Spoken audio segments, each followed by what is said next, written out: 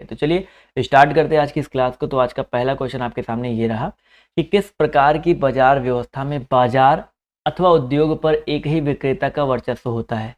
चलिए भाई, first number question है, सभी लोग इसका जवाब जो देने का प्रयास करेंगे और सभी लोग बताते हुए चलिए। आवाज़ सभी को यहाँ पर आ रही है ना? चलिए, बहुत ही अच्छी बात है। आई होप सबको आवाज़ जो यहाँ पर आ रही होगी। तो किस प्रकार की बाजार व्यवस्था में बाजार अथवा उद्योग पर एक ही विक्रेता, अब भाई एक ही विक्रेता का अगर आपका वर्चस्व रह रहा है, यानी कि उसको क्या बोलेंगे? ऑब्वियस सी बात है, एकाधिकार बोलेंगे। क्या बोलेंगे? एकाधिकार बोलेंगे। तो ऑप्शन नंबर जितने लोग भी जवाब दे रहे हैं वो लोग यहाँ पर जो है बिल्कुल करेक्ट हो जाएंगे। चलिए साथियों, आते हैं, बढ़ते हैं अगले क्वेश्चन की तरफ। तो आपसे पूछा गया है कि प्रच्छन्न बेरोजगारी को और किस नाम से भी जाना जाता है? प्रच्छन्न बेरोजगारी को और किस नाम से भी जाना जाता है? सभी लोग यहाँ पर बताते हुए चलेंगे। इसका जो करेक्ट आंसर आपका क्या हो जाएगा? जवाब देखिए, यहाँ पर देखिए काफ़ी लोग का आना शुरू हो गया है। तो भैया प्रच्छन्न बेरोजगारी की अगर हम बात करते हैं तो इसको हम लोग जानते हैं अल्प रोजगार। ठीक है, प्रच्छन्न बेरोजगारी को अल्प रोजगार, यहाँ पर देखिएगा अल्प रोजगार यहाँ पर दिया गया। थोड़ा सा करेक्ट ले भाई, अल्प बेरोजगारी बोलते हैं। ठीक है, अल्प रोजगार नहीं, अल्प बेरोजगारी भी इसको बोलेंगे। रोजगार ही सोच रहा था मैं, तो करेक्ट कर लिए, करेक्शन कर लीजिएगा। अगला क्वेश्चन पूछा गया, निम्नलिखित में से कौन से भारतीय संसद के संगठक है? भारतीय संसद की अगर हम बात करते हैं तो राष्ट्रपति भी आता है, राज्यसभा भी आता है, लोकसभा भी आता है। ये सारे के सारे जो है भारतीय संसद में आपके संगठक है, सम्मिलित है। तो यहाँ पर जितने लोग जवाब दे रहे हैं 1 2 3 बोले तो ऑप्शन नंबर डी जितने लोग जवाब दे रहे हैं वो लोग यहाँ पर जो है बिल्कुल करेक्ट हो जाएंगे। चलिए साथियों, आते हैं, बढ़ते हैं अगले प्रश्न की तरफ। तो अगला क्वेश्चन पूछा गया है कि निम्नलिखित में से कौन भारत राज्य का कार्यपालक अध्यक्ष है? क्वेश्चन नंबर 4 है, इसका जवाब देते हुए चलिएगा। निम्नलिखित में से कौन जो है भारत राज्य का कार्यपालक अध्यक्ष है? क्वेश्चन नंबर 4 का जवाब देखिए यहाँ पर आना शुरू हो गया है। तो इस प्रश्न का जो सही उत्तर आपका क्या हो जाएगा? चलिए भाई, 4 नंबर क्वेश्चन है, जवाब देखिए बिल्कुल सही आ रहा है। तो ऑप्शन नंबर जितने लोग जवाब दे रहे हैं भाई साहब, राष्ट्रपति। ठीक है, राष्ट्रपति की बात करते हैं तो ये भारत राज्य का कार्यपालक अध्यक्ष होता है। तो ऑप्शन नंबर बी जितने लोग जवाब दे रहे हैं वो लोग यहाँ पर बिल्कुल करेक्ट हो जाएंगे। अगला क्वेश्चन देखिए आपसे यहाँ पर क्या पूछा गया है, कोणार्क का सूर्य मंदिर किसने बनवाया था? 5 नंबर क्वेश्चन है, इसका जवाब देते हुए चलेंगे भाई, कोणार्क का सूर्य मंदिर जो है किसने बनवाया था? चलिए भाई, क्वेश्चन नंबर 5 है, जवाब देखिए यहाँ पर काफ़ी लोग के आने शुरू हो गए हैं और आई होप सबको पता होगा भाई, कोणार्क का जो सूर्य मंदिर था वो किसने बनवाया था? ये कहाँ पे स्थित है? उड़ीसा में स्थित है। किसने बनवाया था? तो दोस्तों यहाँ पर हो जाएगा नरेंद्र सिंह या नरसिंह देव प्रथम दिया गया। ठीक है, नरसिंह देव प्रथम दिया गया है, तो इसको याद रखिएगा। ऑप्शन नंबर जो नरसिंह बोलो या नरसिंह बोलो, नरसिंह भी बोलते हैं यहाँ पर। तो ऑप्शन नंबर जितने लोग बी जवाब दे रहे हैं वो लोग यहाँ पर जो है बिल्कुल करेक्ट हो जाएंगे। ठीक है, चलिए भाई, कब बनवाया था ये भी आपको पता होगा, तो इसको आप लोग कॉमेंट करके जवाब दीजिएगा। और 1984 में एक चीज़ याद रखिएगा, 1984 में इसको जो है क्या, यूनेस्को ने इसको विश्व धरोहर स्थल के रूप में जो है मान्यता दी थी। चलिए अगला क्वेश्चन देखिए, आपसे क्या पूछा गया कि बंगाल के प्रथम गवर्नर जनरल कौन थे? बंगाल के प्रथम गवर्नर जनरल जो है आपके कौन थे? 5 नंबर क्वेश्चन है, जवाब देखिए यहाँ पर आना शुरू हो गया है। तो साथियों याद रखिएगा, बंगाल के जो पहले गवर्नर जनरल थे वो आपके वॉरेन हेस्टिंग। ठीक है, सभी लोग यहाँ पर जवाब देते हो। चलो प्लीज़ यार शेयर कर दो, शेयर कर दो, शेयरिंग इज केयरिंग, तो प्लीज़ शेयर करते चलिएगा। तो ऑप्शन नंबर सी जितने लोग जवाब दे रहे हैं वो लोग यहाँ पर बिल्कुल करेक्ट हो जाएंगे। अगला क्वेश्चन देखिए आपसे यहाँ पर क्या पूछा गया है, निम्नलिखित में से किस देश में से अमेजन नदी बहती है? निम्नलिखित में से किस देश में से अमेजन नदी जो है आपकी बहती है? 7 नंबर क्वेश्चन है, इसका जवाब जो देते हुए चलिएगा। तो दोस्तों याद रखिएगा यहाँ पर जो करेक्ट आंसर आपका हो जाएगा दोस्तों ब्राज़ील। ब्राज़ील देश की अगर हम बात करते हैं तो यहाँ से जो अमेजन नदी आपकी बहती है। तो ऑप्शन नंबर सी जितने लोग जवाब दे रहे हैं, अमेजन नदी की अगर बात करते हैं तो यहाँ पर ऑप्शन नंबर सी वाला जो है ऑप्शन बिल्कुल करेक्ट हो जाएगा। अगला क्वेश्चन देखिए आपसे यहाँ पर क्या पूछा गया है, ध्यान से देखिएगा और सभी लोग जवाब देने का प्रयास कीजिएगा। क्वेश्चन नंबर अगर हम बात करते हैं किसके बारे में, 8 के बारे में बात करते हैं। तो सह्याद्री पर्वत श्रृंखला का अन्य नाम, क्वेश्चन नंबर 8 है, इसका जवाब जो है देते हुए चलिएगा, सह्याद्री पर्वत श्रृंखला का अन्य नाम क्या है? चलिए भाई, क्वेश्चन नंबर 8 है, जवाब देखिए आना शुरू हो गया है। तो 8 नंबर प्रश्न का जो करेक्ट आंसर आपका हो जाएगा पश्चिमी घाट। ठीक है, पश्चिमी घाट जितने लोग जवाब दे रहे हैं, ऑप्शन नंबर सी जितने लोग जवाब दे रहे हैं वो लोग यहाँ पर जो है बिल्कुल करेक्ट हो जाएंगे। ठीक है, चलिए साथियों आते हैं अगले क्वेश्चन की तरफ। अगला प्रश्न देखिए आपसे यहाँ पर क्या पूछा गया है, जीवाणु की खोज जो है किसने की थी? जीवाणु की खोज किसने की थी? क्वेश्चन नंबर 9 है, सभी लोग यहाँ पर जवाब जो देते हुए चलेंगे।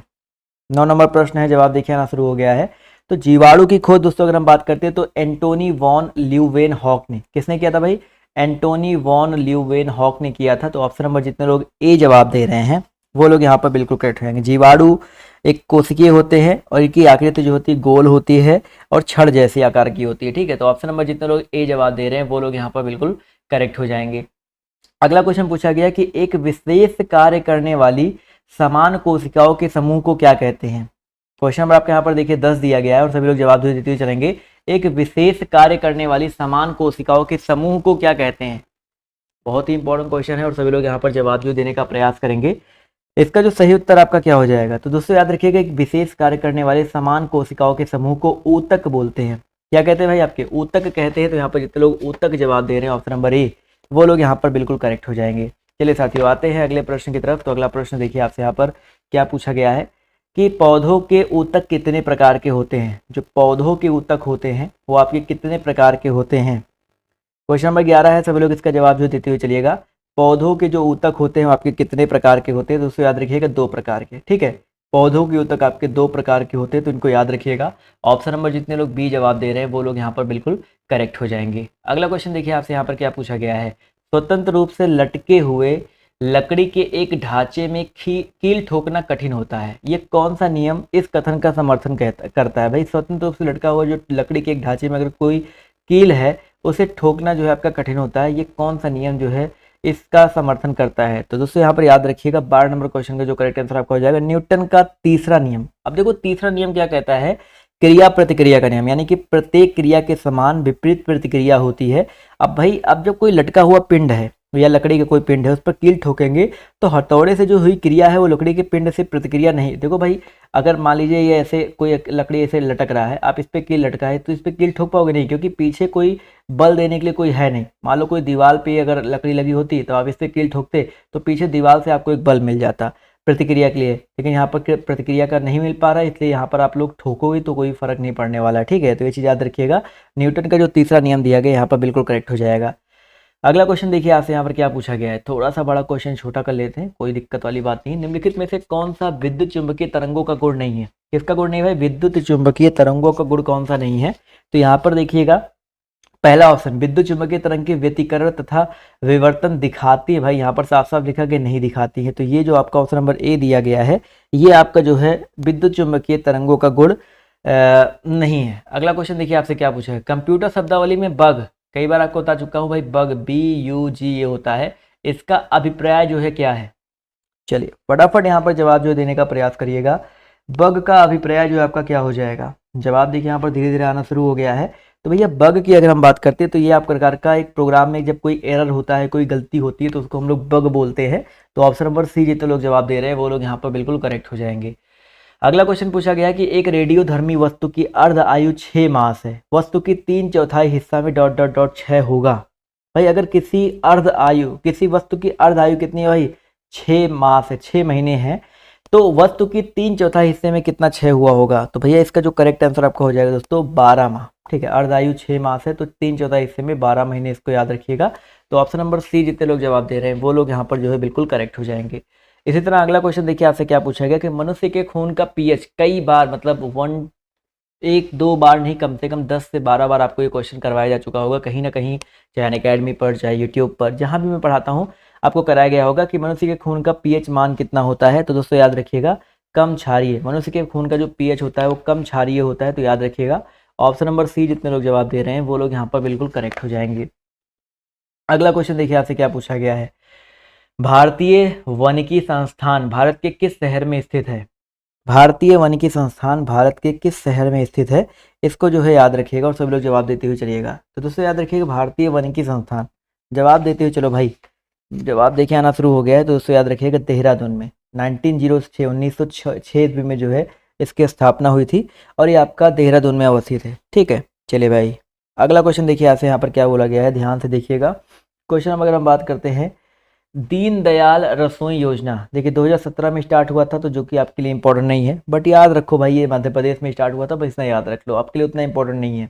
करंट अफेयर में अलग से करवा रहा हूँ तो उसके लिए आप लोग बिल्कुल परेशान मत होइएगा। और कल या परसों से, मतलब होली के बाद से मान के चलिएगा कि सुबह भी आपका एक वीडियो जो है करंट अफेयर का आएगा, तो उसके लिए बिल्कुल परेशान मत होइए। अगला क्वेश्चन पूछा गया है भाई जकारियास जानसेन ने किसका आविष्कार किया था। 19 नंबर क्वेश्चन है, इसका जवाब देते चलिएगा भाई। जकारियास जानसेन ने जो है किसका आविष्कार किया था। 19 नंबर क्वेश्चन है, सभी लोग जवाब जो देते हुए चलिएगा। तो भाई जकारिया जानसेन ने अगर हम बात करते हैं तो सूक्ष्मदर्शी का किसका आविष्कार किया था भाई? सूक्ष्मदर्शी का आविष्कार किया था, तो इसको याद रखिएगा। जितने भी साथी, जितने दोस्त यहाँ पर ऑप्शन नंबर सी जवाब दे रहे हैं वो लोग यहाँ पर जो है बिल्कुल करेक्ट हो जाएंगे। क्लियर है? वेरी वेरी इंपॉर्टेंट क्वेश्चन है, तो इसको नोट डाउन कर लीजिएगा। आपके पेपर के लिए जो है काफ़ी ज़्यादा इंपॉर्टेंट क्वेश्चन हो सकता है। अगला क्वेश्चन देखिए क्या पूछा गया। निम्नलिखित में से कौन से खेल में गेंद का इस्तेमाल नहीं किया जाता है? कौन से खेल में गेंद का इस्तेमाल? फुटबॉल खुद ही एक बॉल होता है भाई, क्रिकेट में गेंद होता ही होता है, टेनिस बॉल होती है, लेकिन बैडमिंटन में गेंद नहीं होता भाई। बैडमिंटन में क्या होता है साथियों? रॉकेट होता है। क्या होता है भाई? आपका रॉकेट होता है। तो इसको याद रखिएगा। जितने भी लोग यहाँ पर ऑप्शन नंबर सी जवाब दे रहे हैं वो लोग यहाँ पर बिल्कुल करेक्ट हो जाएंगे। ठीक है, चलिए भाई, क्या बात है यार, कम लोग ठीक है, लेकिन जितने लोग हो लाइक कर दो। अगला क्वेश्चन पूछा गया आपसे यहाँ पर, निम्नलिखित में से उत्सव का मिलान करते हुए चलना है। चलो इसका मिलान आप लोग पहले करो, फिर मैं तो करते हुए चलूंगा ही। सब लोग यहाँ पर जो लोग जुड़े हुए हैं मिलान जो है करते हुए चलिएगा। चलिए जवाब धीरे धीरे देखिए यहाँ पर आना शुरू हो गया। काफ़ी लोग के जवाब जो है बिल्कुल सही आ रहे हैं, जो कि बहुत ही अच्छी बात है। चलिए देखिए यहाँ पर गणगौर की अगर हम बात करते हैं, देखिए गणगौर की अगर हम बात करते हैं तो यहाँ पर देखिए आपका जो है मिल जाएगा, राजस्थान में मनाया जाता है। गणेश चतुर्थी सबको पता है महाराष्ट्र में बहुत धूमधाम से बनता है। दुर्गा पूजा जो आपका पश्चिम बंगाल में, यानी कि BCA, 1 का B, 2 का C, 3 का A। ऑप्शन नंबर जितने लोग ए जवाब दे रहे हैं वो लोग यहाँ पर जो है बिल्कुल करेक्ट हो जाएंगे। ऑप्शन नंबर ए वाले जितने भी साथी हैं, जितने भी दोस्त यहाँ पर जो है बिल्कुल करेक्ट हो जाएंगे। अगला क्वेश्चन देखिए आपसे यहाँ पर क्या पूछा गया है कि मिस यूनिवर्स 2016, इसको भी स्किप कर दो, लेकिन 2016 लेटेस्ट जो मिस यूनिवर्स का खिताब किसने जीता है आप लोग को कमेंट करके बताना है मेन कमेंट बॉक्स में। ठीक है, अगला क्वेश्चन पूछा गया नंबर्स डू लाई। देखिए भाई नंबर्स डू लाई, ये पुस्तक के लेखक कौन है भाई? जो नंबर्स होते हैं झूठ बोलते हैं, तो सभी लोग बताते हुए चलिएगा इसके लेखक जो है कौन है भाई? भारत के एक पूर्व क्रिकेटर हैं, बताइए सभी लोग। भारत के एक पूर्व क्रिकेटर हैं और इस समय शायद देखा जाए तो वो काफ़ी ज़्यादा एक्टिव रहते हैं, मतलब कमेंट्री भी करते हैं। तो आई होप कमेंट्री के नाम से आपको याद आ गया होगा, आकाश चोपड़ा। ठीक है, भारत के पूर्व क्रिकेटर आकाश चोपड़ा, ये जो है नंबर्स डू लाइक पुस्तक के लेखक हैं। ठीक है, अगला क्वेश्चन पूछा गया आपसे यहाँ पर जनवरी 2017, इसको भी स्किप करो। मैंने बोला ना कि प्रीवियस ईयर क्वेश्चन मैं आपको करवा रहा हूँ तो आपको कुछ क्वेश्चन पुराने मिलेंगे, बट करंट अफेयर में आपकी क्लास अलग से चलवा रहा हूँ, तो उसके लिए परेशान बिल्कुल मत होइएगा। एक पूरी सीरीज तो चल ही चुकी है 1000 क्वेश्चन वाली, तो आप लोग उसको नहीं देखें तो नीचे एक बार डिस्क्रिप्शन बॉक्स चेक कर लीजिएगा, तो आपको वहाँ पर जो वो क्वेश्चन है वो भी देखने को मिल जाएंगे, बट उसके लिए बिल्कुल परेशान मत होइए। किस देश के साथ भारत की सबसे लंबी अंतर्राष्ट्रीय सीमा है? देखो भाई यहाँ पर आपसे ये नहीं कहा गया समुद्री हो जलीय हो, किस देश के साथ भारत की सबसे लंबी अंतर्राष्ट्रीय सीमा आपको ये बताते हुए चलना है। तो भाई 25 नंबर क्वेश्चन का जो करेक्ट आंसर आपको हो जाएगा बांग्लादेश। सबको पता है यार, देखो बांग्लादेश के साथ देखिए कितनी लंबी सीमा है, मैंने आपको ये भी बता रखा हूँ 4096 किलोमीटर। ठीक है, 4096 किलोमीटर इतनी सीमा है इसकी। तो ऑप्शन नंबर जितने लोग सी जवाब दे रहे हैं वो लोग यहाँ पर बिल्कुल करेक्ट हो जाएंगे। ठीक है, अगला क्वेश्चन देखिए आपसे यहाँ पर क्या पूछा गया है। जब किसी वस्तु का केवल क्रेता के साथ एक विक्रेता होता है तब वह डॉट डॉट डॉट की स्थिति कहलाती है। पूछा गया है जब किसी वस्तु के साथ एक क्रेता तथा एक विक्रेता होता है, केवल एक क्रेता तथा एक विक्रेता होता है, तब वह जो है क्या होता है? तो दोस्तों याद रखिए तब वो आपका होता है द्विपक्षीय एकाधिकार। दो पक्ष होते हैं और एकाधिकार। तो यहाँ पर जितने लोग ऑप्शन नंबर बी जवाब दे रहे हैं वो लोग यहाँ पर बिल्कुल करेक्ट हो जाएंगे। क्लियर है? इकोनॉमी के भी कुछ क्वेश्चंस मैं आपको इसलिए करवा दे रहा हूँ क्योंकि इकोनॉमी क्वेश्चन आते हैं, और अगर आप लोग उसको नहीं किए रहोगे फिर कहोगे सर जी नहीं पढ़ाया, वो नहीं पढ़ाया। सब कुछ करवाते हुए चलना हूँ। निम्नलिखित में से कौन क्षेत्रीय ग्रामीण बैंकों को प्रायोजित करता है? निम्नलिखित में से कौन क्षेत्रीय ग्रामीण बैंकों को प्रायोजित करता है? 27 नंबर क्वेश्चन का सभी लोग जवाब जो देते हुए चलिएगा। इसका जो करेक्ट आंसर आपका क्या हो सकता है? जवाब देखिए धीरे धीरे आना शुरू हो गया है। तो क्वेश्चन नंबर आपके यहाँ पर जो 127 नंबर क्वेश्चन है, इसका जो करेक्ट आंसर आपका हो जाएगा राष्ट्रीय वाणिज्यिक बैंक। ठीक है, इसको याद रखिए। राष्ट्रीय वाणिज्यिक बैंक जो होता है वो आपका क्षेत्रीय ग्रामीण बैंकों को प्रायोजित करता है। ठीक है, वाणिज्यिक बैंक को व्यावसायिक बैंक भी बोलते हैं, और ये उन बैंकों भाई वाणिज्यिक बैंक या व्यावसायिक बैंक उन बैंकों को कहते हैं जो धन जमा करने, व्यवसाय के लिए ऋण देने जैसी सेवाएं प्रदान करती हैं। ठीक है, चलिए अगला क्वेश्चन देखिए आपसे यहाँ पर क्या पूछा गया है। निम्नलिखित में से किसके पास भारतीय सुरक्षा बलों पर सर्वोच्च कमान प्राप्त है? चलिए भाई, भारतीय सुरक्षा बलों पर सर्वोच्च कमान किसके पास होता है? देखते कितने लोग यहाँ पर सही जवाब देते हैं। तो जो भारतीय सशस्त्र सेनाएं होती हैं भारत की, और जो इसके प्रत्येक भाग की जो सुरक्षा होती है उसको सुनिश्चित करने का उत्तरदायी जो है कौन होता है? भाई याद रखिएगा, सबका जो है राष्ट्रपति के पास होता है। तो यहाँ पर जितने लोग ऑप्शन नंबर डी जवाब दे रहे हैं, ठीक है। भारतीय सशस्त्र सेना में कितने भाग होते हैं? 3 भाग होते हैं, थल सेना, जल सेना और वायु सेना। और इन सब की अगर हम बात करते हैं, सर्वोच्च कमान जो है राष्ट्रपति के पास होता है, ठीक है। अगला क्वेश्चन देखिए आपसे यहाँ पर क्या पूछा गया है। अगर एक क्वेश्चन यहाँ से और बन सकता है कि राष्ट्र की रक्षा का दायित्व किसके पास होता है? तो रक्षा मंत्रालय के पास होता है। इसी मंत्रिमंडल में जो रक्षा मंत्रालय होता है उनके पास होता है। दल बदल कानून कई बार आपको बताया जा चुका भाई। दल बदल कानून भारतीय संविधान की किस अनुसूची में दिया गया है? 29 नंबर क्वेश्चन है और थोड़ा सा प्रयास करिए और सभी लोग जवाब जो देते हुए चलेंगे। दल बदल कानून जो है भारतीय संविधान की किस अनुसूची में दिया गया है? जवाब देखिए यहाँ पर आना शुरू हो गया धीरे धीरे। तो इस प्रश्न का जो सही उत्तर आपका क्या हो सकता है? जवाब देखिए बिल्कुल सही आ रहा है सर। 29 नंबर क्वेश्चन की बात करते हैं तो यहाँ पर 10वीं अनुसूची, बिल्कुल सही बात सर। यहाँ पर अगर हम बात करते हैं 10वीं अनुसूची के बारे में तो ऑप्शन नंबर जो इसका बी दिया गया है यहाँ पर ये बिल्कुल करेक्ट हो जाएगा। अगला क्वेश्चन देखिए कह रहा है कि बनारस हिंदू विश्वविद्यालय की स्थापना किसने की थी? BHU की स्थापना किसने की थी, कब की थी? कुछ भी आपके पेपर में बन सकता है, तो इसके लिए बिल्कुल आप लोग प्रिपेयर रहो कि अगर आपके पेपर में आ जाए तो बिल्कुल आप लोग गलत करके मत आओ, ठीक है। चलिए जवाब देखिए यहाँ पर आना शुरू हो गया। तो बनारस हिंदू विश्वविद्यालय की स्थापना जो है किसने की थी? जवाब देखिए यहाँ पर आना शुरू हो गया है। तो 30 नंबर क्वेश्चन का जो करेक्ट आंसर आपका क्या हो जाएगा दोस्तों? मदन मोहन मालवीय, ठीक है। BHU की जो स्थापना है मदन मोहन मालवीय जी ने किया था। तो ये चीज़ जो है याद रखिएगा। 1916 ईस्वी में इसकी स्थापना हुई थी, तो ये चीज़ याद रखिएगा। चलिए भाई बहुत अच्छी बात है, काफ़ी लोग यहाँ पर जवाब जो है सही दे रहे हैं। अच्छा लगता है जब सब लोग के जवाब जो है सही सही आते हैं तो अच्छा लगता है। अगला क्वेश्चन देखिए आपसे क्या पूछा गया है। तराइन का द्वितीय युद्ध जो है किनके किनके बीच हुआ था? भाई तराइन का युद्ध, पहले युद्ध की भी बात करेंगे, दूसरे युद्ध की भी बात करेंगे, कब हुआ था, किनके बीच हुआ था, सब कुछ यहाँ पर जानने का हम लोग जो है प्रयास करते हुए चलेंगे। चलिए काफ़ी लोग के जवाब देखिए धीरे धीरे आ रहे हैं। तो तराइन का जो द्वितीय युद्ध हुआ था वो मोहम्मद गोरी और पृथ्वी चौहान, देखो पहला युद्ध की बात करें दूसरे युद्ध की बात करें, दोनों युद्ध जो है इन्हीं के बीच में हुआ था। पहला युद्ध 91 में हुआ था 1100, और दूसरा युद्ध जो है 1192 में हुआ था। और पहले युद्ध में पृथ्वीराज चौहान जीता था और दूसरे वाले में मोहम्मद गोरी जीत गया था, वो भी जयचंद का सहारा लेकर के। जयचंद ने उसको धोखा वोखा दे दिया था, मतलब कह सकते हैं। तो यहाँ पर ऑप्शन नंबर जितने लोग डी जवाब दे रहे हैं वो लोग यहाँ पर बिल्कुल करेक्ट हो जाएंगे। अगला क्वेश्चन देखो आपसे यहाँ पर क्या पूछा गया है, ध्यान से देखिएगा और सभी लोग जवाब देने का प्रयास कीजिएगा। निम्नलिखित में से कौन सी धातु पृथ्वी की भूपर्पटी में सबसे प्रचुर मात्रा में पाई जाती है? चलिए इसका जवाब जो देते हुए चलेंगे। निम्नलिखित में से कौन सी धातु पृथ्वी की भूपर्पटी में सबसे प्रचुर मात्रा में पाई जाती है? जवाब देखिए यहाँ पर आना शुरू हो गया है। तो इसका जो करेक्ट आंसर आपका क्या हो जाएगा? चलिए भाई काफ़ी सारे लोगों के जवाब देखिए यहाँ पर बिल्कुल सही आ रहे हैं। तो इसका जो करेक्ट आंसर आपका क्या हो जाएगा? चलिए बिल्कुल सही जवाब आ रहा है सर। अगर हम बात करते हैं पृथ्वी की भूपर्पटी में सबसे प्रचुर मात्रा में, तो यहाँ पर एल्यूमिनियम, कई सारे वीडियोस में अलग अलग क्वेश्चन, अलग तरह के क्वेश्चंस आपको ये मिल चुके हैं। तो एल्यूमिनियम एक रासायनिक तत्व है जो धातु रूप में पाया जाता है और भूपर्पटी में सबसे अधिक मात्रा में पाया जाने वाला धातु है, ठीक है। चलिए अगला क्वेश्चन देखिए आपसे क्या पूछा गया। एल्यूमिनियम तथा आयरन ऑक्साइड की अत्यधिक मात्रा वाली मृदा को क्या कहते हैं? एल्यूमिनियम तथा आयरन ऑक्साइड की अत्यधिक मात्रा वाली मृदा को हम लोग क्या कहते हैं? देखते हैं कितने लोग यहाँ पर सही जवाब देते हैं। तो उनको पेडल्फर मृदा कहते हैं। क्या कहते हैं भाई? पेडल्फर मृदा कहते हैं। तो इसको याद रखिएगा। ऑप्शन नंबर जितने लोग जवाब दे रहे हैं बी, वो लोग यहाँ पर जो है बिल्कुल करेक्ट हो जाएंगे, ठीक है। अगला क्वेश्चन देखिए आपसे यहाँ पर क्या पूछा गया है, ध्यान से देखिएगा। क्वेश्चन नंबर अगर हम बात करते हैं 34 के बारे में, तो लाल रॉट या लाल सड़ांध बीमारी, जो रेड रॉट बीमारी जो है निम्नलिखित में से किस पौधे में होती है? देखिए आपने देखा होगा ना, रेड रेड कलर हो जाता है, आलू आलू में हो गया, गन्ने में आपने देखा होगा, आलू में तो कम लेकिन गन्ने में आपने देखा होगा लाल लाल हो जाता है बीच बीच में, वो लाल लाल जैसा सड़ जाता है, उसको लोग कहते हैं। तो याद रखिए गन्ने में, ठीक है।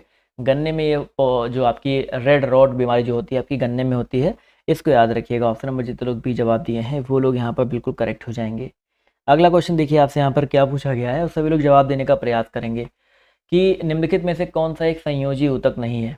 निम्नलिखित में से कौन सा एक जो है संयोजी ऊतक नहीं है? इसका जवाब जो है सभी लोग देते हुए चलिएगा। चलिए भाई जवाब देखिए यहाँ पर धीरे धीरे आना शुरू हो गया है। तो इस प्रश्न का जो सही उत्तर आपका क्या हो सकता है? जवाब बिल्कुल सही आ रहा है। संयोजी ऊतक कौन सा नहीं है? तो इस प्रश्न का जो सही उत्तर है आपका क्या हो जाएगा? ऑप्शन नंबर सी हो जाएगा, त्वचा। त्वचा की अगर हम बात करते हैं साथियों, तो ये आपका एक संयोजी ऊतक नहीं है। चलिए बिल्कुल सही बात है। चलिए 1 मिनट बताइए। आवाज़ आ रही है कि नहीं मेरी आ रही है? चलिए अगला क्वेश्चन देखिए आपसे यहाँ पर क्या पूछा गया है। निम्नलिखित में से कौन से सूक्ष्म जीवी पोलियो तथा चेचक जैसी गंभीर गंभीर बीमारियों के कारण है? क्वेश्चन आपके यहाँ पर देखिए 36 दिया गया है और आप सभी लोग इसका जवाब जो देते हुए चलिएगा। क्या पूछा गया है? निम्नलिखित में से कौन से सूक्ष्म जीवी पोलियो तथा चेचक जैसी गंभीर बीमारियों के रीजन है, गंभीर बीमारियों के कारण है? इसका जो करेक्ट आंसर आपका क्या हो जाएगा? सभी लोग यहाँ पर जवाब जो देते हुए चलिएगा। चलिए क्वेश्चन नंबर आपके यहाँ पर देखिए 36 है और इसका जवाब जो है आना शुरू हो गया है। एक मिनट रुक जाइए, आवाज़ आ रही है ना? चलिए क्वेश्चन आपके यहाँ पर देखिए 36 है, बिल्कुल सही बात है सर, विषाणु, माफ कीजिएगा। तो यहाँ पर पूछा गया निम्नलिखित में से कौन से सूक्ष्मजीवी पोलियो तथा चेचक जैसी गंभीर बीमारियों के रीजन है? तो यहाँ पर जो विषाणु, जितने लोग जवाब दे रहे हैं ऑप्शन नंबर डी, वो लोग यहाँ पर जो है बिल्कुल करेक्ट हो जाएंगे। क्लियर है? अगला क्वेश्चन देखिए आपसे यहाँ पर क्या पूछा गया है कि सामान्यतः उत्तल दर्पण का प्रयोग डॉट डॉट डॉट में होता है। उत्तल दर्पण की अगर हम बात करते हैं तो इनका प्रयोग कहाँ पे होता है? देखिए भाई, उत्तल दर्पण क्या होता है? वह दर्पण जिसका परावर्तक सतह बाहर की ओर उभरा हुआ रहता है, उत्तल दर्पण कहते हैं। चीज़ें छोटी थोड़ी दिखाई पड़ती हैं, तो यहाँ पर इसका प्रयोग ज़्यादातर हम लोग कहते हैं पश्चदर्शी दर्पण। ठीक है, पश्चदर्शी जो दर्पण होते हैं उनमें किया जाता है। उत्तल दर्पण का उपयोग घर के दरवाजे में करते हैं, पीछे से आ रहे वाहनों को देखने के लिए गाड़ियों में उत्तल दर्पण का प्रयोग किया जाता है। तो इन सब जगहों पर करते हैं। तो यहाँ पर जितने लोग ऑप्शन नंबर डी जवाब दे रहे हैं वो लोग यहाँ पर जो है बिल्कुल करेक्ट हो जाएंगे। क्लियर है?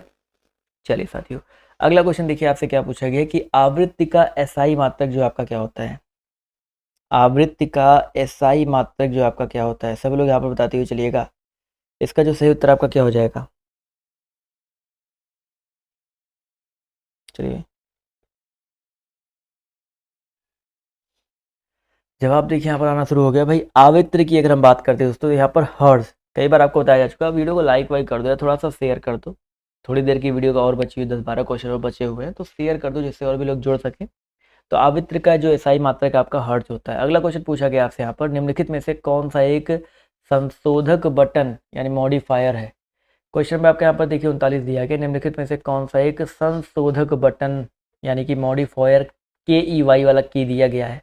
इसका जवाब जो सभी लोग देते हुए चलिएगा, के ई वाई वाला। तो जवाब देखिए 39 का यहाँ पर आना शुरू हो गया। तो यहाँ पर याद रखिएगा कंट्रोल शिफ्ट ऑल्ट, ये सारे के सारे आपके जो है मॉडिफायर्स होते हैं। कंट्रोल जेड से आपका अनडू किया जाता है, कंट्रोल वाई से क्या किया जाता है? रीडू किया जाता है। ठीक है, चलिए अगला क्वेश्चन देखिए आपसे यहाँ पर क्या पूछा गया है कि निम्नलिखित में से कौन सी एक निष्क्रिय गैस है? 40 नंबर क्वेश्चन है। आप सभी को यहाँ पर निष्क्रिय गैस के बारे में बताना है। Hydrogen, oxygen, nitrogen. तो यहाँ पर इन सब में देखा है तो आपका जो आर्गन दिया गया है, देखो आर्गन एक रासायनिक तत्व है और एक निष्क्रिय गैस इसको माना जाता है। ठीक है, निष्क्रिय गैस है तो इसको जो है याद रखिएगा। इसके अलावा नाइट्रोजन, ऑक्सीजन के बाद पृथ्वी के वायुमंडल की जो तीसरी सबसे अधिक मात्रा की गैस है वो आपकी आर्गन ही आती है। ये जो चीज़ याद रखिएगा। औसतन पृथ्वी की वायु का 0.93 जो है परसेंट जो आपका आर्गन होता है। अगला क्वेश्चन पूछा गया है ओजोन ऑक्सीजन का एक क्या है? भाई ओजोन की अगर हम बात करते हैं, ओजोन जो है ऑक्सीजन का एक क्या है? अपर रूप है, समभारिक है, समस्थानिक है, सम न्यूट्रॉनिक है? बहुत ही इंपॉर्टेंट प्रश्न है और सभी लोग जवाब जो देते हुए चलेगा। ओजोन यानी कि O3 इसको बोलते हैं और ये ऑक्सीजन के 3 परमाणु से मिलकर के बनने वाली एक कह सकते हैं गैस है जो वायुमंडल में बहुत कम मात्रा यानी कि 0.02% यानी कि बहुत कम मात्रा में पाई जाती है और ये बहुत ही विषैली गैस होती है। तो ये आपका एक कार्बन का एक अपर रूप होता है, अपर रूप होता है। तो ये चीज़ याद रखिएगा। जितने भी साथी, जितने भी दोस्त यहाँ पर ऑप्शन नंबर ए जवाब दे रहे हैं बिल्कुल करेक्ट हो जाएंगे। क्लियर है? चलिए सभी लोग यहाँ पर लाइक वाइक कर दो एक एक। रेड डाटा बुक बहुत इंपॉर्टेंट क्वेश्चन है। इसमें निम्नलिखित में से कौन सा डाटा पाया जाता है? रेड डाटा बुक में कौन सा डाटा जो है आपका पाया जाता है? चलिए भाई साहब क्वेश्चन आपके यहाँ पर देखिए 42 दिया गया है और सभी लोग यहाँ पर जवाब जो देते हुए चलिएगा। 42 नंबर क्वेश्चन का जो करेक्ट आंसर आपका क्या हो जाएगा? जवाब देखिए यहाँ पर बिल्कुल सही आ रहा है सर। रेड डाटा बुक की अगर हम बात करते हैं तो इसमें कौन सा डाटा जो है आपका पाया जाता है? बिल्कुल सही जवाब आ रहा है सर। यहाँ पर जितने लोग सी जवाब दे रहे हैं सभी विलुप्त प्राय प्रजाति। ठीक है, सभी विलुप्त प्राय प्रजाति, जो विलुप्त होने वाले प्रजाति होते हैं वो आपके पाए जाते हैं। तो ऑप्शन नंबर सी जितने लोग जवाब दे रहे हैं वो लोग यहाँ पर बिल्कुल करेक्ट हो जाएंगे। अगला क्वेश्चन देखिए आपसे यहाँ पर क्या पूछा गया है। केंद्रीय मंत्रिमंडल ने इलेक्ट्रॉनिक, ये भी आपका पुराना क्वेश्चन इसके लिए इंपॉर्टेंट नहीं है, जमे हुए भोजन की खोज किसने की थी? जमे हुए भोजन की खोज जो है किसने की थी? 44 नंबर क्वेश्चन है, सभी लोग जवाब जो है देते हुए चलिएगा। चलिए भाई, 44 नंबर क्वेश्चन है, जवाब देखिए यहाँ पर आना शुरू हो गया। तो क्लॉरेंस बर्ड्स आय, नाम याद रखिए भाई, क्लॉरेंस बर्ड्स आय, इन्होंने जो है जमे हुए भोजन की खोज की थी। ठीक है, यहाँ पर जितने लोग जवाब दे रहे हैं भाई साहब ऑप्शन नंबर बी वाला, वो लोग जो है यहाँ पर बिल्कुल करेक्ट हो जाएंगे। क्लियर है, बहुत ही इंपॉर्टेंट क्वेश्चन है। तो इसका जो करेक्ट आंसर जितने लोग जवाब दे रहे हैं ऑप्शन नंबर बी, वो लोग यहाँ पर जो है बिल्कुल करेक्ट हो जाएंगे।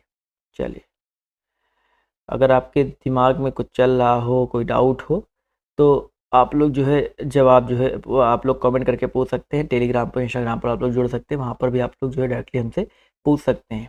क्लियर है, इंटरनेट नहीं चल रहा है, बफरिंग कर रही है, ऐसे भी दिक्कत आ रहेगा इसमें। चलिए, अगला क्वेश्चन देखिए आपसे यहाँ पर क्या पूछा गया, ध्यान से देखिएगा। निम्नलिखित का मिलान करते हुए चलना है सभी को। निम्नलिखित का जो है मिलान करते हुए चलना है, और सभी लोग यहाँ पर मिलान करते हुए चलेंगे जितने लोग यहाँ पर जो है जुड़ रहे हैं।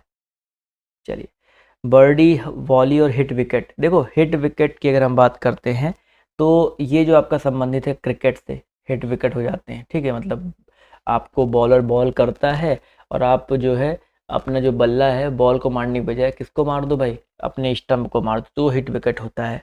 अगर हम बात करते हैं वॉली के बारे में तो ये टेनिस का है, और बर्डी शब्द जो है आपका गोल्फ से संबंधित है।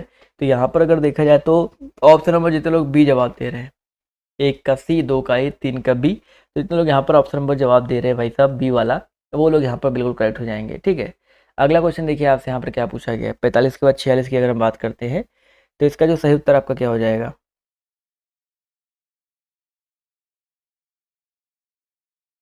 एक मिनट रुक जाइए। चलिए, झूलती मीनारों वाली एक मस्जिद भारत के किस शहर में स्थित है? बहुत ही ज़्यादा इंपॉर्टेंट क्वेश्चन है, इसका जवाब जो देते चलिएगा। झूलती मीनारों वाली एक मस्जिद जो है किस शहर में स्थित है?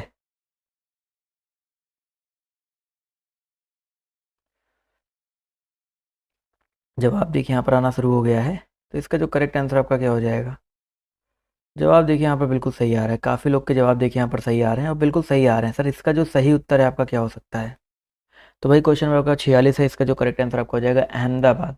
झूलती मीनारों वाली जो एक मस्जिद है वो आपकी भारत के अहमदाबाद शहर में अवस्थित है। तो ऑप्शन नंबर बी जितने लोग जवाब दे रहे हैं वो लोग यहाँ पर बिल्कुल करेक्ट हो जाएंगे। अगला क्वेश्चन देखिए आपसे क्या पूछा गया है।